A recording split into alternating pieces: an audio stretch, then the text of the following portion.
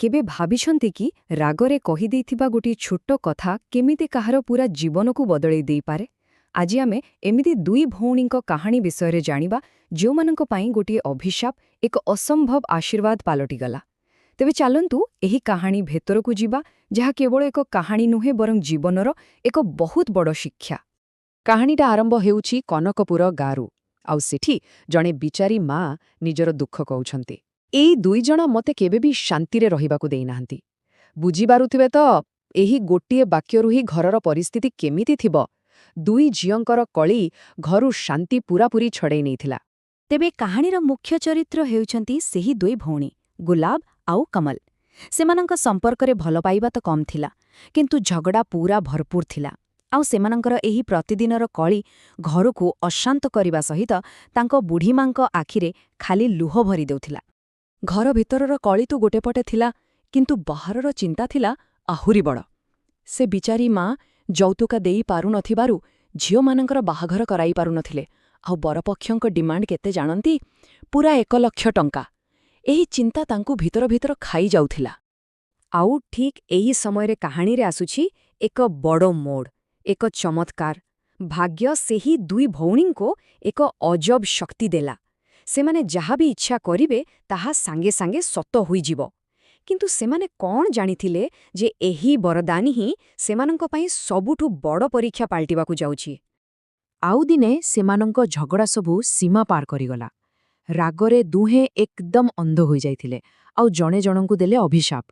सेमाने बिचारा जानि नथिले जे तांको रागरे बाहारिथिबा एही कथागुड़िक ही सेमानंको भाग्य लेखिदेबो।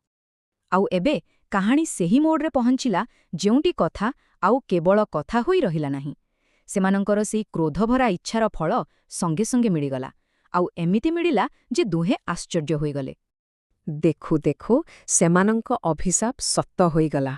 विधाता पुरुष सेमानंको कथाकु वास्तवरे बदळेई दिले।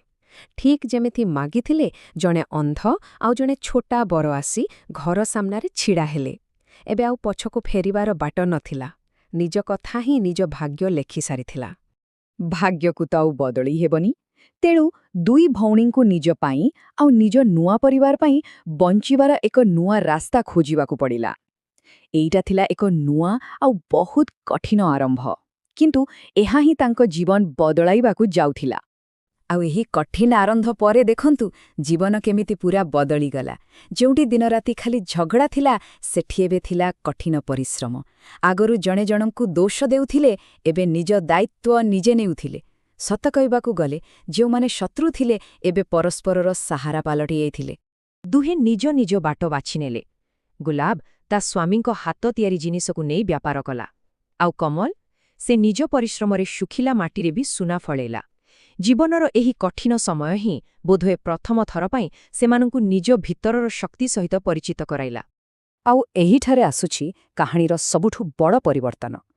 जेतेबेले निजे कष्ट सहिले सेतेबेले जाई बुझिले निज मांको कष्ट, सेमानंक संघर्ष तांकु समवेदना शिखिदेला जहा पूर्वरु केबे भी नथिला। एबे सेमाने सत्तरे बदली जाइथिले।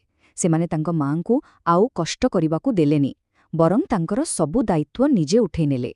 एइटा थिला तांको बदली जाइथिबा मनर सबुठु बड़ प्रमाण। परिश्रमर फल मिलिला। दुई भौणी बहुत धनी होइगले, किंतु भाग्यर खेल एइटी सरी नथिला। एबे आसिला सेमानंकर शेष परीक्षा, आउ एहा थिला तांको चरित्रर असल परीक्षा। धनी हेबा परे सेमानंक मनरे गोटिए ही इच्छा थिला, निज स्वामींकु सुस्थ करिबा। आउ ठीक सेतिकी बेले जणे रहस्यमय वैद्य आसी पहुंचिले। से कहिले जे से चिकित्सा करि पारिबे, किंतु ता बदलरे तांकु एक बहुत बड़ मूल्य देबाको हेबो। आउ से मूल्य कौन थिला? शर्त थिला अति सीधा सरल, स्वामींकर स्वास्थ्य बदलरे सेमानंकर सबु संपत्ति। एबे प्रश्न उठिला, सेमानंक पाई असल धन कौन, संपत्ति ना संपर्क? किंतु आश्चर्यर कथा सेमाने मुहूर्ते भी डेरी कलेनी, टिके भी भाबिले नाही। दुहे एका सांगरे कहिले आमे प्रस्तुत। एही गोटिए निष्पत्तिरु जणा पडुथिला जे सेमाने जीवनर असल मूल्य बुझी सारिथिले। आउ शेषरे सबु किछि ठीक होइगला। स्वामी माने सुस्थ होइगले। आउ भौणी माने सेमाने हजि जाइथिबा धन पाई दुख कलेनी, बरं निज परिवारकु एकाठी देखि खुशी हेले। कारण सेमाने जानि सारिथिले जे प्रकृत संपद टंका पैसारे नथाए, ଥାଏ ଭଲ ପାଇବା ଆଉ ସମ୍ପର୍କରେ। ତେବେ ଏହି ପୂରା କାହାଣୀରୁ ଆମେ କ'ଣ ଶିଖିଲେ ଚାଲନ୍ତୁ ଦେଖିବା। ପ୍ରଥମ କଥା, ଆମ କଥାରେ ବହୁତ ଶକ୍ତି ଅଛି, ତେଣୁ କିଛି ବି କହିବା ଆଗରୁ ଭାବିବା ଦରକାର। ଦ୍ୱିତୀୟ କଥା, ଜୀବନରେ ଆସୁଥିବା କଷ୍ଟ ଆମକୁ ଭାଙ୍ଗିବା ପାଇଁ ନୁହେଁ, ବରଂ ଆହୁରି ମଜବୁତ କରିବା ପାଇଁ ଆସେ। ଆଉ ସବୁଠାରୁ ଜରୁରୀ କଥା ହେଲା, ଅସଲ ଧନସମ୍ପତ୍ତି ଚରିତ୍ରରେ ହିଁ ଥାଏ, ଟଙ୍କାରେ ନୁହେଁ। ଏହି କାହାଣୀ ଶେଷରେ ଗୋଟେ ପ୍ରଶ୍ନ ମନରେ ଆସୁଛି। ଆମ ସମସ୍ତଙ୍କ ଜୀବନରେ ଏମିତି କିଛି କଠିନ ସମୟ ଆସିଥିବ। ସେହି ସମୟ ଆମକୁ କ'ଣ ଶିଖେଇଛି? କାରଣ ଏହି ଦୁଇ ଭଉଣୀଙ୍କ କାହାଣୀ ପରି ବେଳେବେଳେ ଜୀବନର ସବୁଠୁ ବଡ଼ ଅଭିଶାପ ହିଁ ସବୁଠୁ ମୂଲ୍ୟବାନ ଆଶୀର୍ବାଦ ହୋଇଯାଏ।